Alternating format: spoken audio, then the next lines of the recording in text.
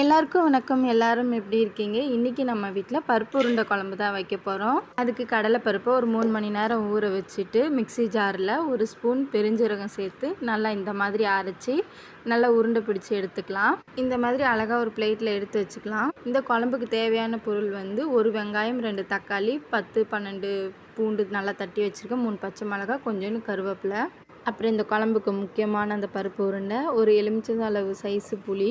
அப்புறம் stove on பண்ணிவிட்டு ஒரு சட்டி வச்சுட்டு அதில் நல்லா தாராளமாக கொஞ்சம் நல்லெண்ணெய், 1/2 ஸ்பூன் கடுகு உளுத்தம் பருப்பு, 1/2 ஸ்பூன் வெந்தயம், தட்டி வச்சுருந்த பூண்டு, கட் பண்ணி வச்சுருந்த வெங்காயம், பச்சை மிளகாய், கருவேப்பிலை எல்லாத்தையும் போட்டு வதக்கிக்கலாம்.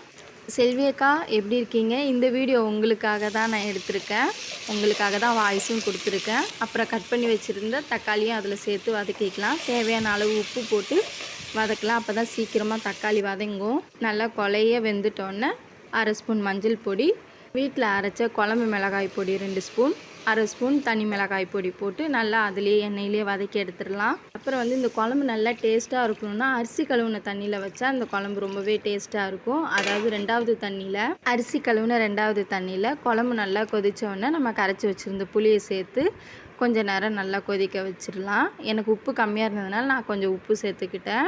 நல்லா குழம்பு நல்லா கொதிச்சிருச்சு. அடுப்பை சிம்மில் வச்சுட்டு நம்ம உருட்டி வச்சுருந்த அந்த கடலைப்பருப்பு உருண்டையை இந்த குழம்புல போட்டுடலாம். போட்ட உடனே கரண்டி எடுத்து கிண்டக்கூடாது. ஒரு 5 நிமிஷம் கொதிச்சுட்டு அப்புறம்தான் பார்க்கணும். இந்த குழம்பு கொதிச்சு 5 நிமிஷத்துலேயும் நல்லா திக்னஸ் ஆகிடும். நல்லா சுட சுட சாதத்தில் இந்த பருப்பு உருண்டை குழம்பு வச்சு சாப்பிட்டா ரொம்பவே டேஸ்ட்டாக இருக்கும். பிடிச்சிருந்தா லைக் பண்ணுங்கள்.